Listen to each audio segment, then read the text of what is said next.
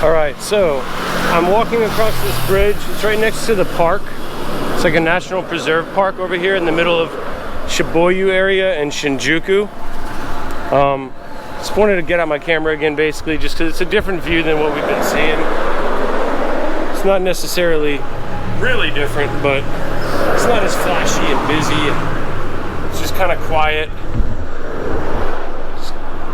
There's a lot of new buildings going up, and there's the Jelly Cafe down there, whatever that is.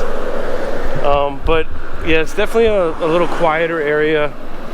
I'm seeing a lot of residential buildings and things like that. The one thing I'd have to say about Tokyo is it's very diverse in different areas. So you can go to one area and it's really super busy. Another area is a little more relaxed. There's definitely areas where you can walk and get away from everything and just chill out.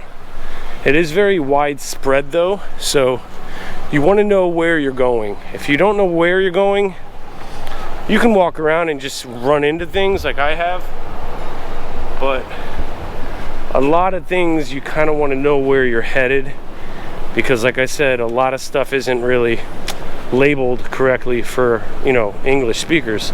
But here's one of those machines I haven't seen yet, where they have random food items.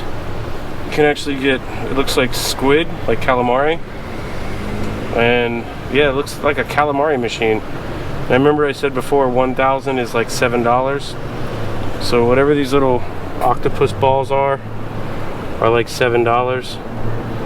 I would try one of these right now, but I'm full from that ramen and I'm saving myself for eating that Wagyu steak later.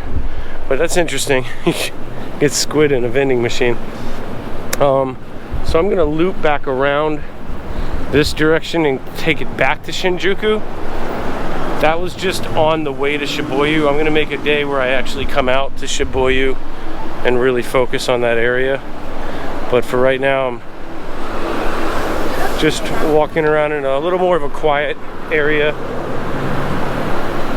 Just kind of looks like the business district of Shinjuku. So I'm definitely sure there's more business type looking areas in other areas of Tokyo, but from what I'm seeing right here, this seems to be like the quiet kind of just business area. Another thing I wanted to mention is I have not seen a garbage can anywhere. And the city's clean. Like, there's not much stuff laying around. Every once in a while you see a little wrapper or a can or a little box of juice. Okay, so it's not so clean, because right when I pointed down, there's literally something every 5 feet. So maybe get some garbage cans, Tokyo. Really wouldn't be that hard. And when you have a lot of people from all around the world visiting your city, you'd want them to have stuff and places to throw their stuff away. But I know that's here nor there. It's a Louis Vuitton area. Yeah, this is the business district. Other little stores. But yeah, overall, when you're coming here, because there's no garbage cans, make sure to have some type of bag or somewhere to put your stuff. I always tend to wear cargo pants. So like right now, I have that coffee I was drinking inside my cargo pants because I'm not about to throw it on the floor somewhere.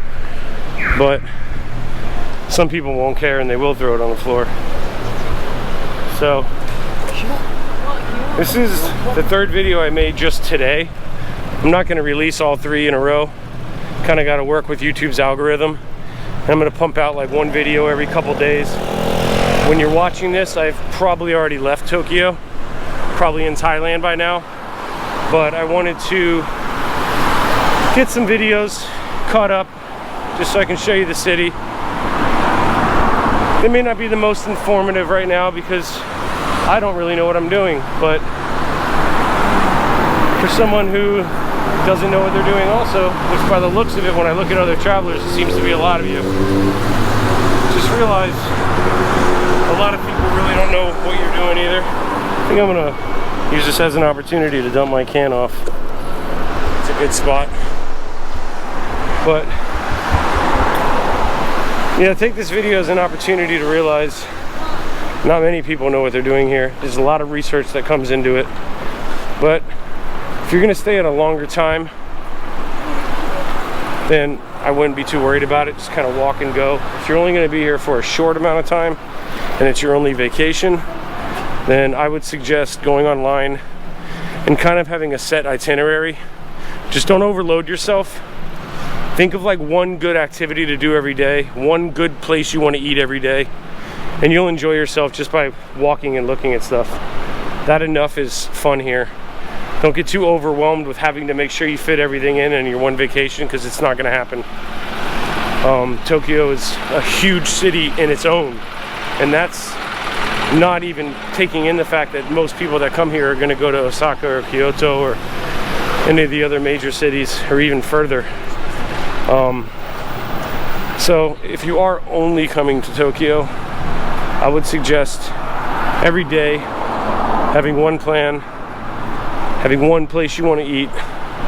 Maybe do like a 30-minute or hour-long trip out of the city at the most. But there's just so much to see and do here. Like, see, just walking around, you see something like this, which once again I have no idea what it is.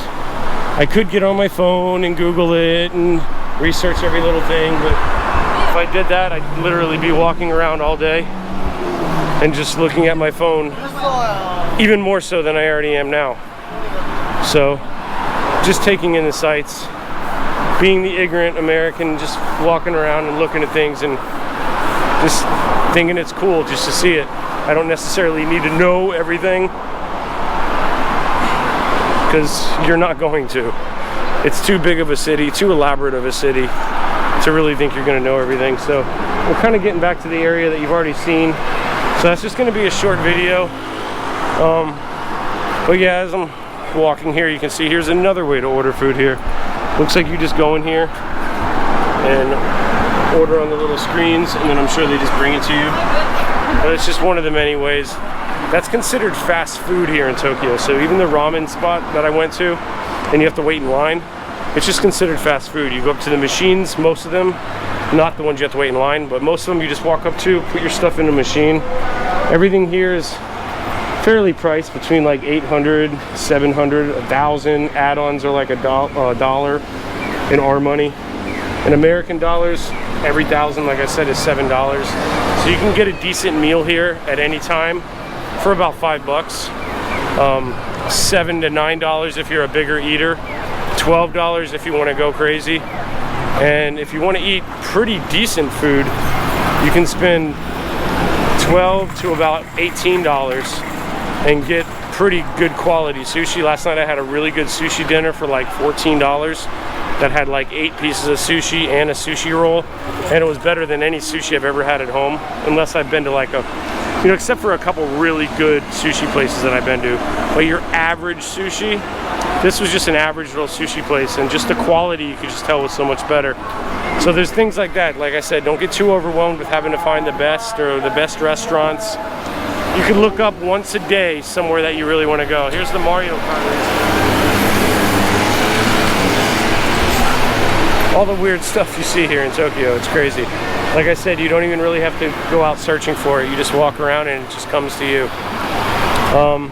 So I'm gonna make this one of my shorter videos, just kind of explaining to you where I'm at, day 2. And I'll check you in the next one. Peace out on the 3rd video.